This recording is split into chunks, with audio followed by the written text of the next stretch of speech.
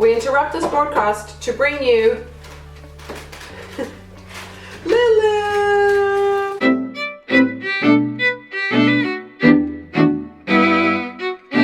So you want to continue breastfeeding, your baby is older than 1 year old, and you have to go back to work. What do you do now? Impossible? Feeling the pressure to give up? In fact, you start to feel resentful that you have to choose between going back to work or continuing to breastfeed your baby. You feel like it's the best decision for your baby right now and for you to continue to breastfeed.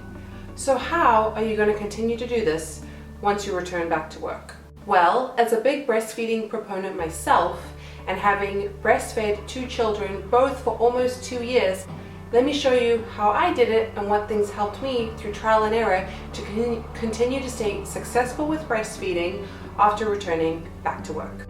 Before we get into it, let's define what extended or long-term breastfeeding actually is. From my research, breastfeeding long-term in the Western world is considered breastfeeding a baby beyond 1 year or past their infant stage.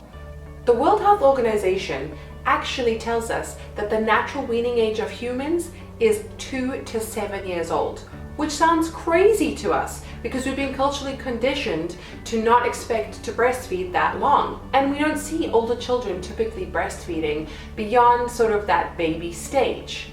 That's why it might seem natural to continue to breastfeed, but you know that society is giving you the no-no. Why would you even want to continue to breastfeed for longer than a year? Well, even as your child starts to eat solid food, breast milk is still providing the nutrients and calories that they need to make up a comprehensive, wholesome diet. It's nature's perfect combination of all the nutrients that the mother can provide for the baby. This does not stop beyond infancy. Did you know that if your child is sick, there are sensors that tailor-make the milk to be absolutely perfect for that child to give them the best chance of fighting whatever disease or virus they have come across? The milk is tailor-made for them. Your body is so smart. I also found through research that many women do not actually disclose how long they breastfeed to their health professionals for fear of feeling judged or shamed, because it is not considered culturally normative to breastfeed for a long period of time. How crazy is that? You cannot feel honest with your doctor about something that is so natural to us as humans?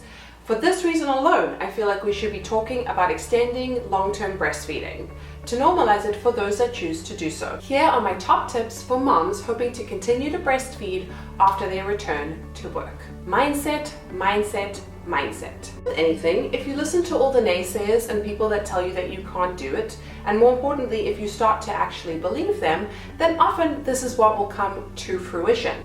Whilst it may be true for people you know, or people your aunt knew, or people your grandmother knew, or your own mother, that breastfeeding was too hard, or formula feeding is fine, or you are a formula-fed baby and you're totally fine, that doesn't have to be true for you if that is not the experience that you want to choose. Try and approach breastfeeding and parenting in general with an open mind. For those who haven't experienced your situation or haven't been a parent themselves, it's hard to imagine what it can actually be like. Don't let other people dictate the choices that you feel are the best and safest and healthiest for your baby and for you. Know your rights when returning back to work. Every situation and country is different when it comes to breastfeeding rights, and I can only speak to my experience, which is working in a big corporation in the United States, where arguably our maternity policies are not so great. They are improving, but it's taking some time. The law states that a company of greater than 50 employees has to provide you with a lactation room in order for you to pump at work. This lactation room cannot be a bathroom. It needs to be clean, private, preferably have some kind of basin, an area to wash all your pumping pots, and it needs to be a place where you feel comfortable and safe to pump. We interrupt this broadcast to bring you Lulu! And there's Theo leaving it with there. Okay, let's go back to the video. As far as I know, it is up to the mother to decide the length of time that she plans to pump for. So whether that's going to be 6 months after she returns to work, a year after she returns to work, she's not sure how long she's going to need, and Also, the amount of pumping breaks that she needs within the day, I don't think that there is some kind of law that legislates that. However, I don't think that companies are obligated to pay you for those pumping breaks. So if your company is able to accommodate you and build that into your working day and not penalize you financially for having those breaks, that's awesome. But I don't think in the United States that it's the law that they have to do that.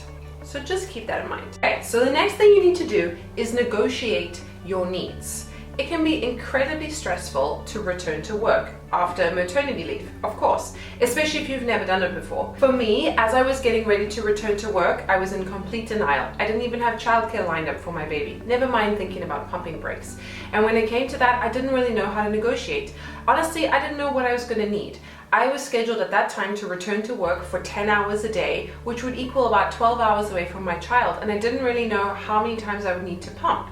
In reality, what I found is that on average, you would probably need to pump between 4 and 6 hours a day. So if you work a regular 8-hour day, but obviously you need to get to and from work, so you're not going to be with your baby necessarily after 1 hour and 8 hours, then consider taking 2 breaks. This way you don't feel uncomfortable, you know that you have the time. If something happens in the morning and you have less time to pump, you have the afternoon to kind of catch up, and this makes you feel more at ease. So my recommendation would be, as you approach the day that you're about to return to work, have an honest conversation with your manager and say that you're not sure exactly what you're going to need, but you anticipate that at least for the next 6 months or so, you plan to take 2 pump breaks of 30 minutes each, one in the morning, one in the afternoon, and you will keep them updated, abreast of what you plan to do going forward, because you really don't know. You might find that it's too much to pump at work and you kind of want to stop and you just want to breastfeed at home, or pumping may be working out for you and you want to continue beyond what you've originally stipulated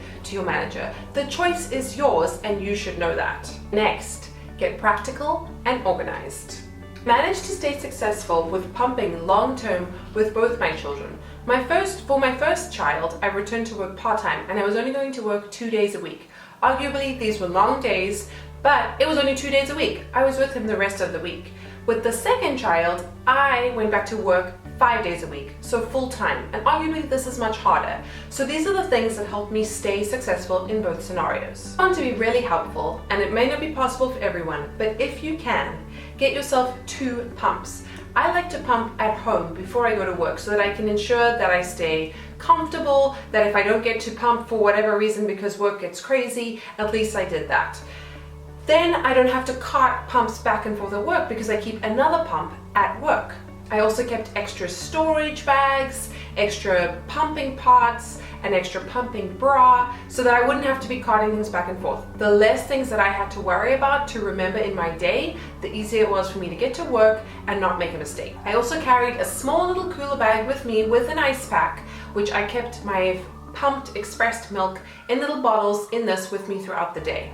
I will put recommendations for how long breast milk can stay at room temperature, in the fridge and in the freezer in the description box down below.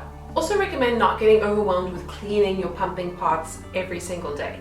The recommendation is that you need to sterilize them or put them in the dishwasher. Sometimes this is not possible when you're working. So what I used to do was rinse everything out as soon as I'd used it and then let it air dry. And then at the end of the week, take everything home and either sterilize it with boiling water, or in my case, I put it in the top shelf of the dishwasher, ran it through the dishwasher, and everything was fine. A lot of pumping pots have little crevices and little itsy bits that can attract mold if there's too much moisture. So make sure that you're checking them and giving them a deep clean once a week. If you're familiar at all with the breast pump, you know that it comes with lots of little pots. And if one of those pots doesn't work, the whole system falls apart. It is a suction kind of thing after all. So what I recommend is looking at those pots that you think might break down or that you might lose and having spares in your pumping bag. Another good option is if there are a bunch of mamas at work that are also pumping, to have kind of a collection of things for emergencies, like extra pumping bags, little bottles, maybe an extra pumping bra that someone who uses can wash in the event that you forget yours. Normalize extended breastfeeding and support moms who are trying to do the same. Continue to be a trailblazer, and this will help everybody, not just moms, but society in general.